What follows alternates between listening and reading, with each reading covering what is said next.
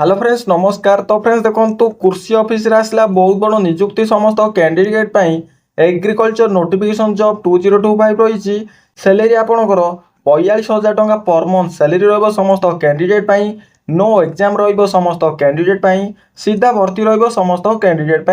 Age limit देखंतु आपणकर age limit 18 रु 50 वर्ष रही समस्त कैंडिडेट।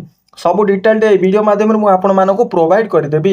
तेबे एथिरे केउ सब पोस्ट पाई नियुक्ति रही से पर्टिकुलर केते बयस क्वालिफिकेशन आवश्यक रही केमिति कोन अप्लाई करिवे सिलेक्शन पाई कोन प्रोसेस रहिबो एई सबरो डिटेल इन्फॉर्मेशन एई वीडियो माध्यम रे प्रोवाइड करदेवी।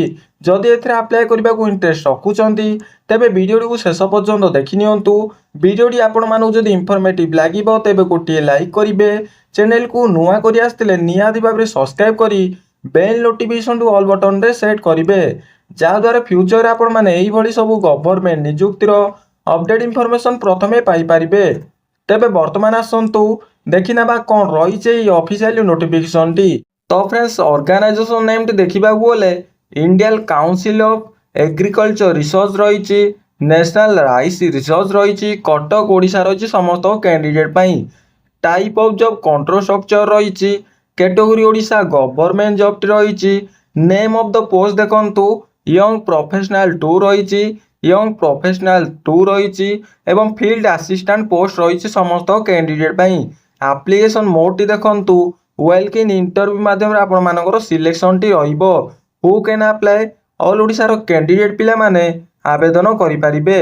तापर देखंतु आपनकर प्लेस ऑफ द पोस्टिंग कोन रहउची कटक रे आपनकर पोस्टिंग टी रहिबो। इंटरव्यू डेट देखंतु 21/8/2025 रही। Gender both male and female उभय पुरुष और महिला कैंडिडेट आवेदन करि परिबे। एजुकेशनल क्वालिफिकेशन देखंतु यंग प्रोफेशनल 2 पाई जदि आपण माने मास्टर ऑफ डिग्री पास करचंती, जदि आपण माने जेआईएस एवं आपण माने जदि एनवायरमेंटली साइंस पास करचंती एग्रीकल्चर फील्ड रे तेबे ई पोस्ट पाई एप्लीकेबल रहउचंती। यंग प्रोफेशनल 1 पाई देखंतु जदि आपण माने बीएससी पास करचंती एग्रीकल्चर बॉटनोलॉजी एवं एनवायरमेंटल साइंस रे जदि एवं लाइफ साइंस रे जदि आपण माने पास करचंती तेबे ई पोस्ट पाई एप्लीकेबल रहउचंती। फील्ड असिस्टेंट पाई देखंतु जदि आपण माने मैट्रिक पास करचंती विथ +2 वोकेशनल रे जदि आपण माने एग्रीकल्चर फील्ड रिलेटेड सब्जेक्ट नै चंती एवं जदि आपण माने मैट्रिकुलेशन पास करी 2 वर्ष एक्सपीरियंस रही आपणकर मैट्रिकुलेशन सहित आईटीआई पास रही एवं आपणकर +2 सहित +3 पास रोची समस्त कैंडिडेट पाई। तापर देखंतु आपणकर एज लिमिट कोन रहउची मिनिमम एज टी समस्त कैंडिडेट पाई 18 वर्ष रही minimum age T. Maximum age T 50 वर्ष रही। एज रिलैक्सेशन टी देखंतु आज पर गवर्नमेंट रूल अनुसार ओबी स्टूडेंट पाई 3 वर्ष रही, एसटी एससी पीडब्ल्यूडी कैंडिडेट पाई 5 वर्ष रही, एक्स सर्विसमैन कैंडिडेट पाई 5 वर्ष रही, PWD plus SC ST candidate पाई 15 वर्ष एज रिलैक्सेशन टी रहउची। तापर देखंतु आपनकर सैलरी कोन रहउची समस्त कैंडिडेट पाई यंग प्रोफेशनल 2 पाई आपनकर 42,000 पर मंथ सैलरी रहिबो। यंग प्रोफेशनल 1 पाई 30,000 टंका पर मंथ सैलरी रहिबो। एग्रीकल्चर फील्ड ऑपरेटर पाई 18,000 टंका पर मंथ सैलरी रहिबो समस्त कैंडिडेट पाई। सिलेक्शन प्रोसेस टी देखंतु candidate selected by the process of walk in interview माध्यम आपण मानकर सिलेक्शन टी रहिबो। तापर आपनकर डॉक्यूमेंट वेरिफिकेशन रहिबो। दुईटी स्टेप दे आपण माने सिलेक्शन रहउचंदी समस्त कैंडिडेट पिला माने। एप्लिकेशन फीस देखंतु ऑल कैंडिडेट पाई फ्री रही समस्त मागणार आवेदन करि परिबे।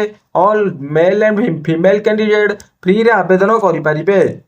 इंपोर्टेंट डॉक्यूमेंट देखंतु आपनकर क्वालिफिकेशन सर्टिफिकेट 10th +2 एवं +3 एवं BEd certificate certificate indicating the date of birth माने आपनकर जन्म certificate two recent colour passport size photo दरकार रहिबो।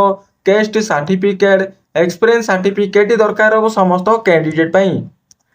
इंपोर्टेंट डेट रे देखंतु इंटरव्यू डेट देखंतु टाइम देखंतु 21/8/2025 रही। आपनकर 10 टाइम भितर आपण माने जदि विजिट करंतु एवं वेन्यू देखंतु आईसीएआर एनआरआरआई कटक ओडिशा रही समस्त कैंडिडेट पाई। जदि आपण माने इंटरेस्ट रखुचंती तेबे आपण माने 21 तारिख दिन कटक जाई एवं आपणकर भेन्यूटी विजिट करी आपण माने इंटरव्यूटी देकी आसी पारिबे। तो फ्रेंड्स देखंतु आपण माने डायरेक्ट तळू तळू स्क्रॉल करंतु तळू तळू स्क्रॉल करि सारिबा परे नोटिफिकेशन पीडीएफ लिंक रहउची एप्लीकेशन फॉर्मल लिंक रहउची समस्त कैंडिडेट पई। जदि आपण माने नोटिफिकेशन पीडीएफ डाउनलोड करिबा को चाहुचंती तबे क्लिक योर ऊपर क्लिक करंतु। क्लिक करि सारिबा परे देखंतु आपण समस्त कैंडिडेट पई notification PDF T show करिवो।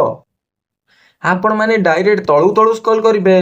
Scroll करि सारिबा परे समस्त एज रिलेशनशन टी जॉब डिस्क्रिप्शन रहिछि एवं देखंतु आपनकर क्वालिफिकेशन टी रहिछि समस्त कैंडिडेट पई। तापर आपण देखंतु एजुकेशनल क्वालिफिकेशन रहिछि डिस्क्राइब स्कॉलरशिप क्वालिफिकेशन रहिछि समस्त कैंडिडेट पई। तापर आपनकर देखंतु सैलरी रहुछि समस्त कैंडिडेट पई पोजीशन रहिछि समस्त कैंडिडेट पई। तबे এই पीडीएफ टी जदि आपण माने डाउनलोड करिबा को चाहुचंती तबे मोर डिस्क्रिप्शन रे टेलीग्राम लिंक अछि जॉइन होंतु एवं आपण माने समस्त जॉब रो नोटिफिकेशन जानि पारिबे एवं आपण माने पीडीएफ टी डाउनलोड करि पारिबे। देखंतु फ्रेंड्स एप्लीकेशन फॉर्मल लिंक ऊपर क्लिक करि सारिबा परे एई बळी शो करिबा आपनकर एप्लीकेशन फॉर्मेट टी आपण माने किपरि फिलअप करिवे। देखंतु बायोडाटा फॉर्म टी रहउछि समस्त कैंडिडेट पई।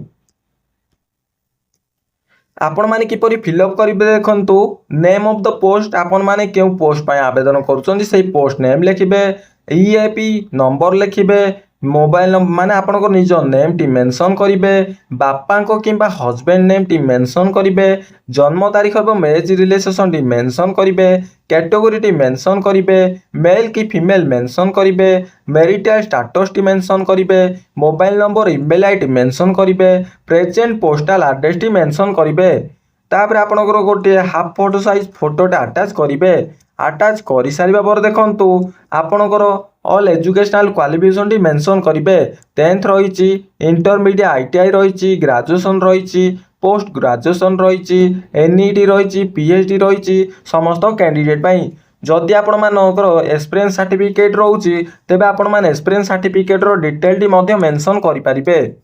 डिक्लेरेशन देखंतु आपनकर जन्म तारीख टी एवं आपनकर देखंतु जेउ डेट रे आपण मान आवेदन करूचंती से डेट टी मेंशन करिवे निजरो गोटे फुल सिग्नेचर टी देबे।